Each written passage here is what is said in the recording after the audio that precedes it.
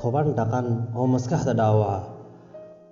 Maskaxdu waa xubinka ugu muhiimsan jidhkeenna, kaasoo kantaroolo dhammaan hawl maalmeedka uu jidhku qabto. Iskaba daa inuu dhinto xubinkani haddii uu khalkhal yar dareemo, qofku wuxuu galaa liiska dadka walwaalan. Ilaahay baa mahad iska leh. Intii maskaxda ka jiran Ilaahay caafimaad ha siiyo. Intii caafimaad qabtana Allah u siyaadiyo. Fiidiyowgan waxaan idinku soo gudbinayaa 10 dhaqan oo haddii aad caadaysato maskaxdaada dhaawacaya.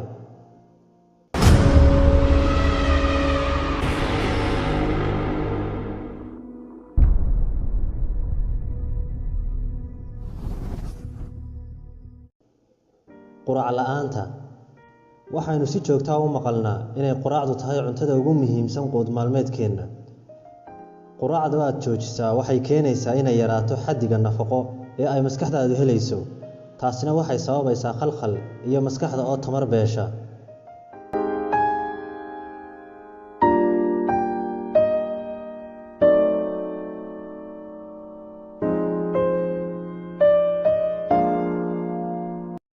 Soo jeedka badan. Hurdo la'aanta badani waxay sababtaa inay dhaqso u dhintaan unugyada maskaxda. Hurdadu waxay ku siinaysaa nasiino iyo jidhka oo dhisma, ilaawana dhibtii iyo istariska uu maalintii oo dhan la soo darsay. Sidaa darteed, waa inay mar kasta hurdadu ahaataa qorshahaaga koowaad.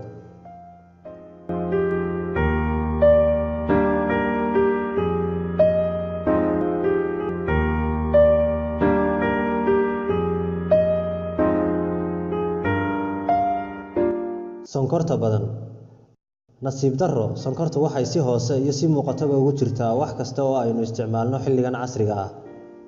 Haddii aad yaraysato sonkorta waxaad helaysaa faa'iidooyin badan. Isticmaalka sonkorta badani waxay baabi'isaa awoodda jidhka, waxayna ka nuugtaa nafaqada. Waxayna horseedaa nafaqo darro iyo maskaxda oo hawlgab noqota.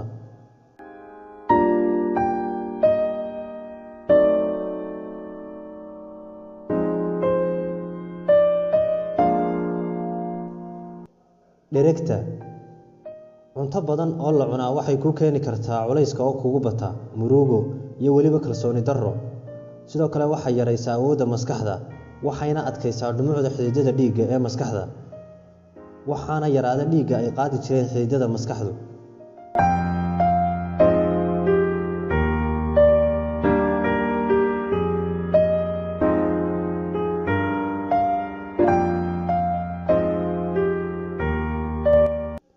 Sigaarka. Sigaar cabistu waa mid ka mid ah dhaqamada ugu xun ee aadanuhu sameeyo. Dhibaatooyinkiisana ma aha mid saacad iyo 2 toona lagu soo koobi karo. Wuxuu la falgalaa maskax kasta oo baratay. Isaga la'aantiina maskaxda shaqadeedu hakad bay gashaa. Sidoo kalena wuxuu dhiirigeliyaa dhisiiska dhaliya waalida.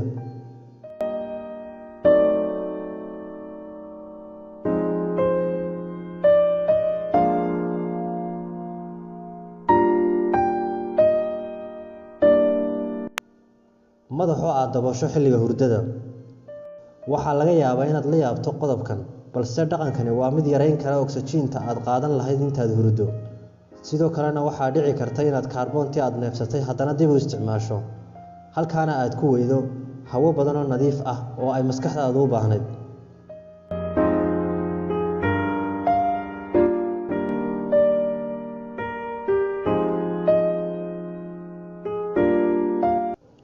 Wasakhowga hawada.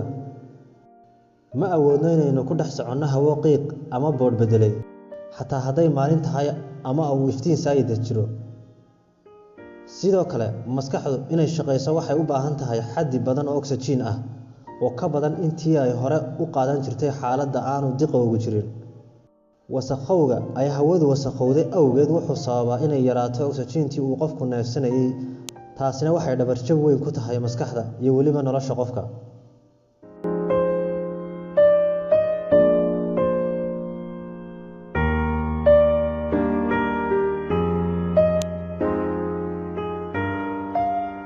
Ka shaqaysiinta maskaxda xilliga xanuunka. Dad badan oo dunida ku nool ayaa bukooda iyagoo shaqo adag dhexda kaga jira. Waana sababta ay shaqada u sii wadaan iyagoo xanuunsan halkii ay ka nasan lahaayeen. Taasina waxay u horseedaysaa inuu daal kale ugu sii darsamo, maskaxduna shaqadeedii awoodi weydo, dhaawacna soo gaadho.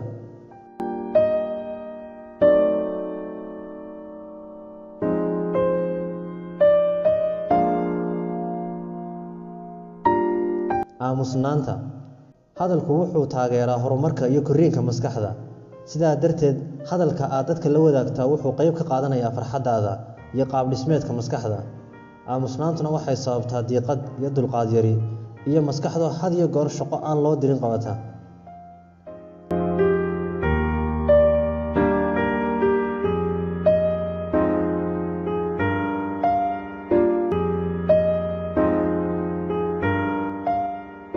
Fikir la'aanta. Qofka aan maskaxda ka shaqaysiinin waa mid aan helin go'aamada saxda ah, fursadaha bannaan, iyo weliba waddooyinka looga baxo mushkiladaha shakhsiyadeed. Weligiina wuxuu noqdaa mid ku nool caqliyada dadka kale, garaadkiisuna ma koro mana kaalin qaado.